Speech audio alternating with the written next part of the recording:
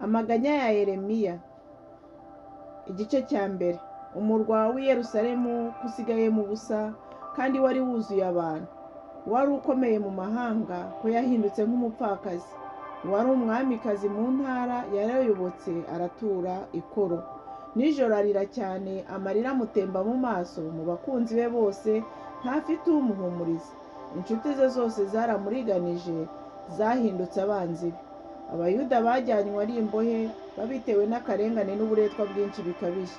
Batuye mu banyamahanga, nta buruhukiro bahabonye. Ababarenganya bose babafashe bageze mu gakubiro. Inzira z'i Siyoni ziraboroga, kuko ari ntawe ukiza mu materaniro yera. Amarembo yaho yose ni amatongo, abatambyi baho barasuhuza umutima. Abari baho bafite umubabaro, naho ubwaho hafite ishavu. Abaharwanyaga barahanesheje, ababisha baho bagize ishya. Kuko Uwiteka yahababaje ahahoye ibicumuro byaho byinshi. Abana baho bato bajyanyweho abanyagano imbere y'ababisha. Ubwiza bwose bw'umukobwa w'i Siyoni bwamuvuyeho. Ibikomangoma bye byahindutse nk'impara zihebye urwuri, byagiye bidafite intege imbere y'ababyirukanaga. Yerusalemu mu gihe cy'umubabaro n'amaganya byaho hibutse ibintu byaho byose binezeza, ibyo hahoranye kera. Igihe ubwoko bwaho buguye mu maboko y'umubisha, ntihagire kivuna. Ababisha bahabonye baseka ko habaye amatongo. I Yerusalemu hacumuye bishishana, nicyo gituma habaye ikintu cyanduye. Abahubahaga bose barahasuzuguye, kuko babonye ubwambure bwaho. Ni ukuri hasuhuza umutima kandi hasubira inyuma.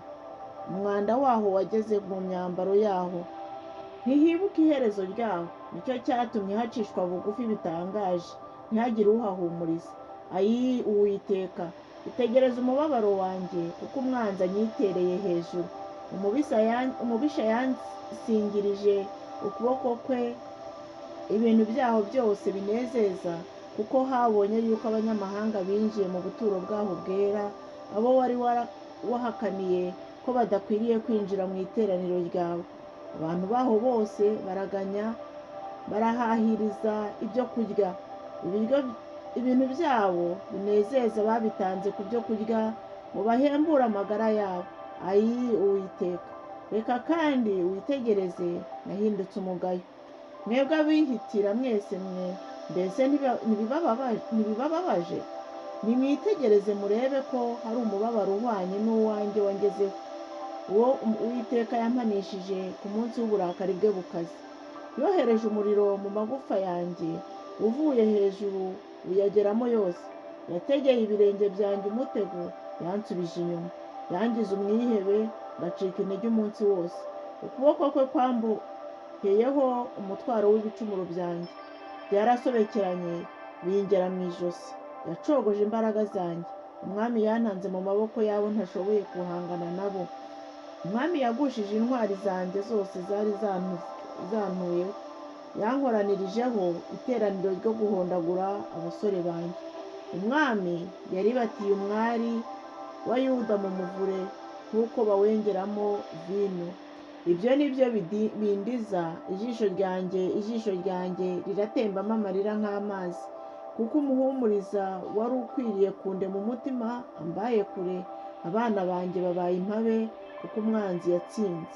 I Siyoni harara amaboko, ntihaboneka uhahumuriza. Uwiteka yategetse ibya Yakobo, kugira ngo abamukikijeho bamubere ababisha. Yerusalemu habamereye nk'ikintu cyanduye. Uwiteka arakiranuka, kuko nagomeye amategeko ye. Nimwumve ndabinginze mwa moko yose mwe, kandi mwitegereze umubabaro wanjye. Abari banjye n'abahungu banjye bagiyeho abanyagano. Natabaje abakunzi banjye, ariko baranshutse. Abatambyi banjye n'abakuru banjye baguye mu murwa, ubwo bashakaga ibyo kurya bihembura amagara yabo. Ayi Uwiteka, itegereze, kuko ndi mu makuba.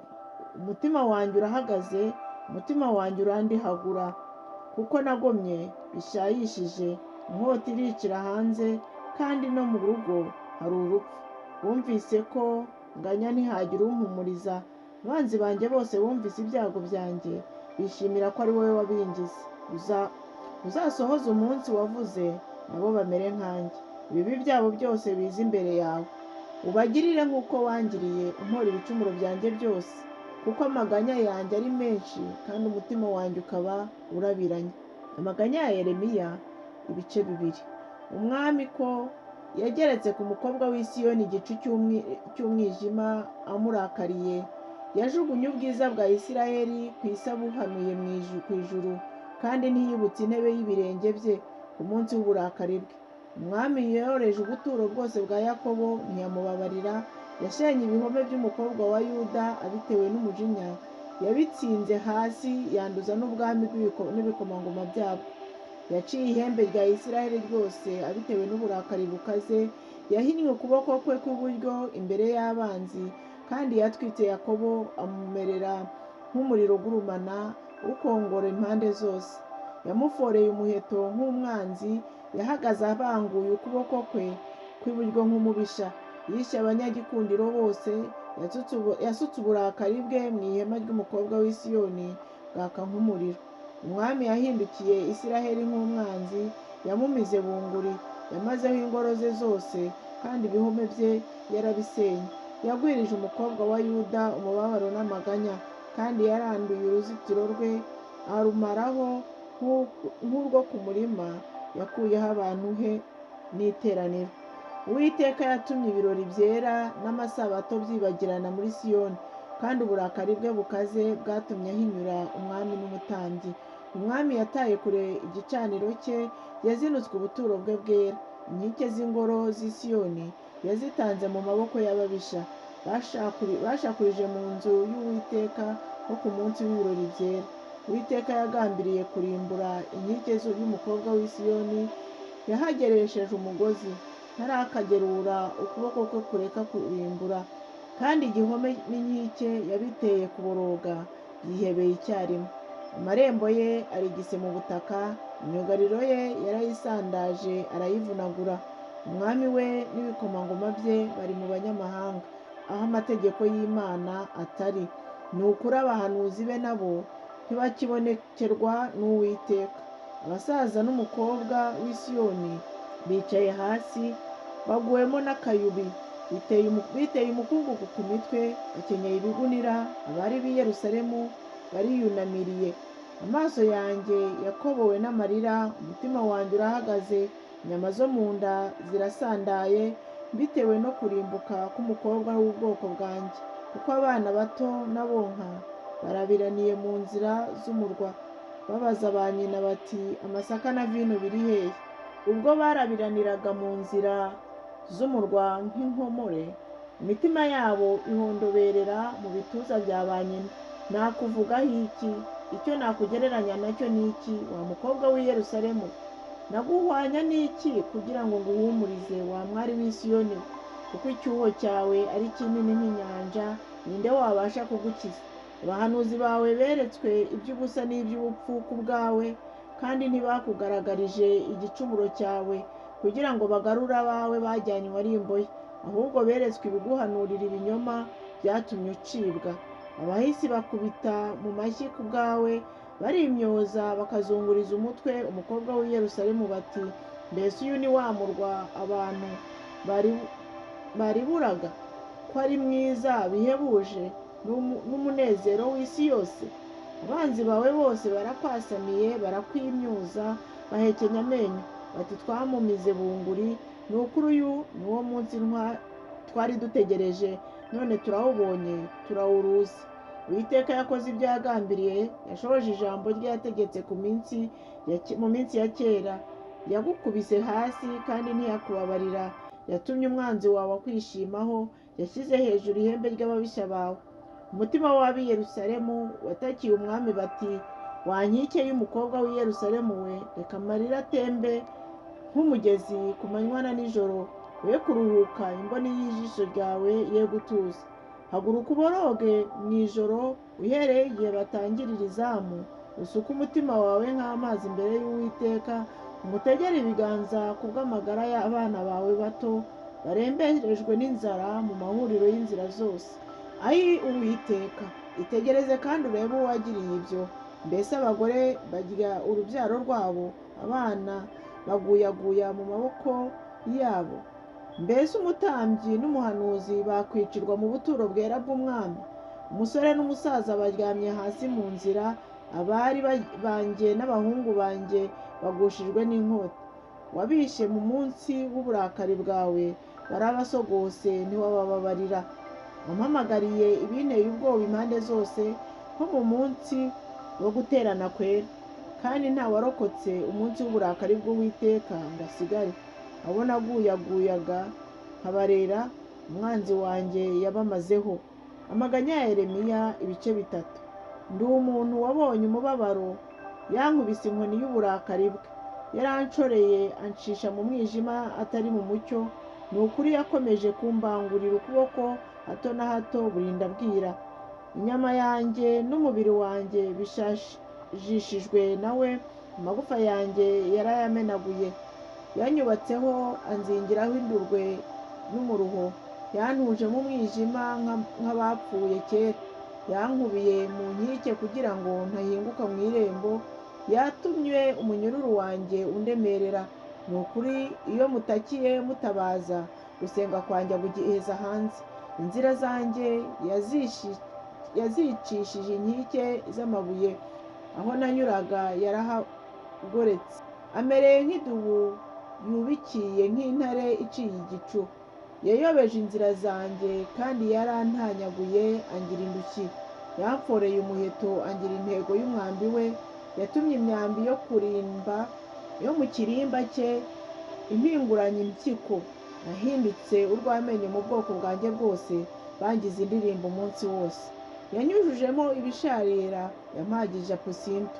Amenyo yanjye yayahongoje amabuye, yandengeje ivu. Kandi watandukanije ubugingo bwanjye n'amahoro akamba kure. Guhirwa narakwibagiwe. Maze ndavuga nti, imbaraga zanjye no kwiringira kwanjye nari mfite ku Uwiteka birashize. Ibuka umubabaro wanjye n'amakuba yanjye, apusindo n'indurwe. Ubugingo bwanjye buracyabyibuka kandi burihebye. Iki nicyo nibuka, nibyo bindema umutima. Imbabazi z'Uwiteka nizo zituma tudashiraho, kuko ibambe rye ritabura. Zihora zunguka uko bukeye. Umurava wawe ni munini. Umutima wanjye uravuga uti, Uwiteka niwe mugabane wanjye, nicyo gituma nzajya mwiringira. Uwiteka abereye mwiza abamutegereje, n'ubugingo bw'umushaka. Ni byiza ko umuntu yiringira ategereje agakiza k'Uwiteka atuje. Bikwiriye umuntu kutemererwa akiri umusore. Bikwiriye umuntu kuremererwa akiri umusore.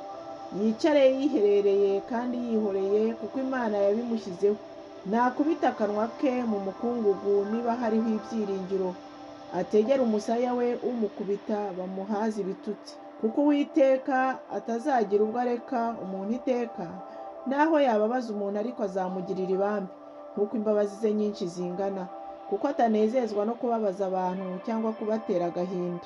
Umwami ntakunda ko banyukanyukira imbohe zose zo mu isi, cyangwa ko bacira umuntu urubanza imbere y'Isumba byose barwirengagiza. Kandi kugoreka urubanza rw'umuntu umwami ntabyemera. Ninde wahanura bikabaho kandi umwami atari we ubitegetse? Mbese ku bushake bw'Isumba byose ntihaturuka ibibi n'ibyiza? Umuntu ukiriho uhaniwe ibyaha bye yakwinubira iki se? Dutekereze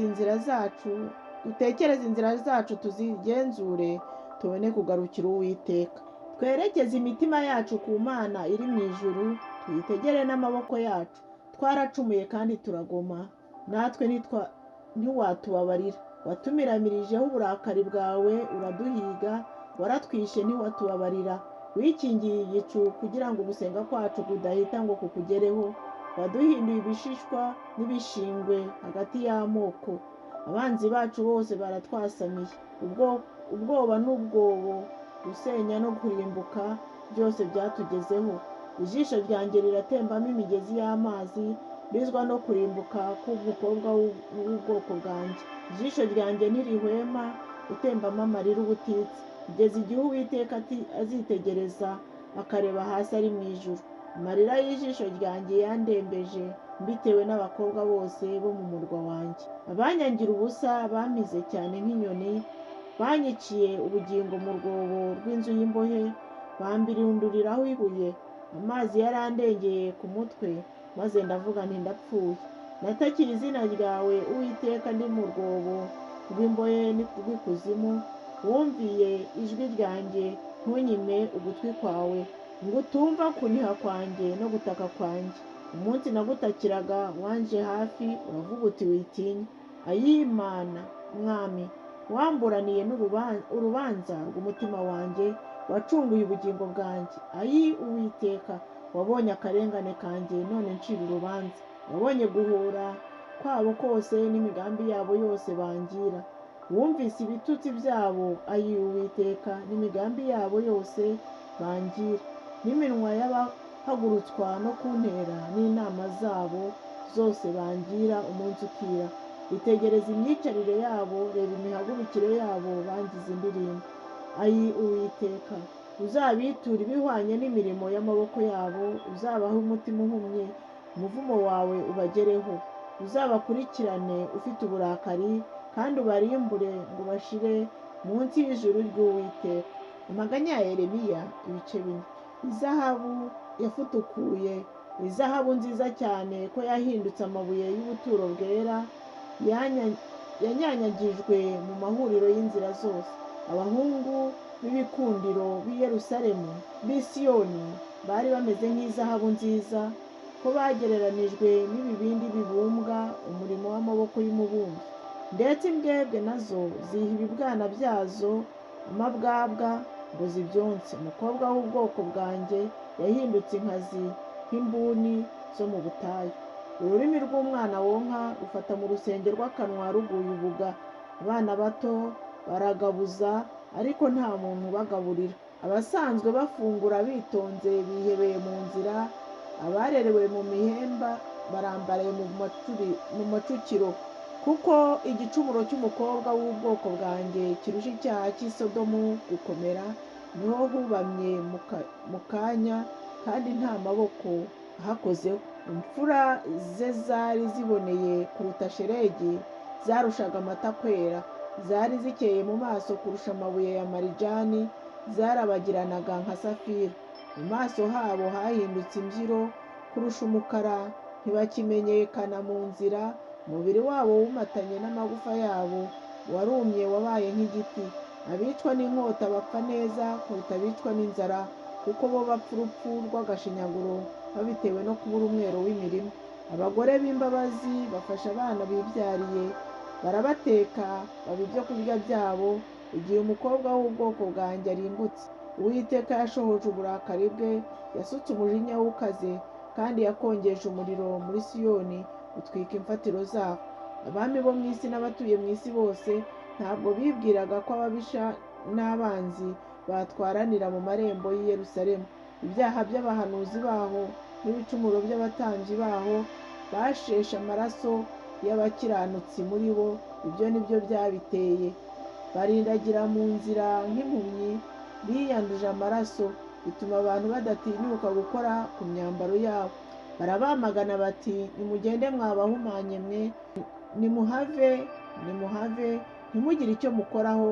Igihe bahungaga bateraganwa, abo mu banyamahanga baravugaga bati, ntibazongera gutura hano ukundi. Uburakari bw'Uwiteka bwarabatatanije, ntazasubira kubitaho. Ntibitaye ku batambyi, ntibasonera n'abasaza. Amaso yacu arembejwe no gutegereza gutabarwa kwacu, kandi ari iby'ubusa. Ubwo twategereje ubwoko butabasha kudukiza. Baratwubikiye, bituma tutabasha kunyura mu mayira yacu. Iherezo ryacu riri hafi, iminsi yacu irashize, kuko iherezo ryacu rigeze.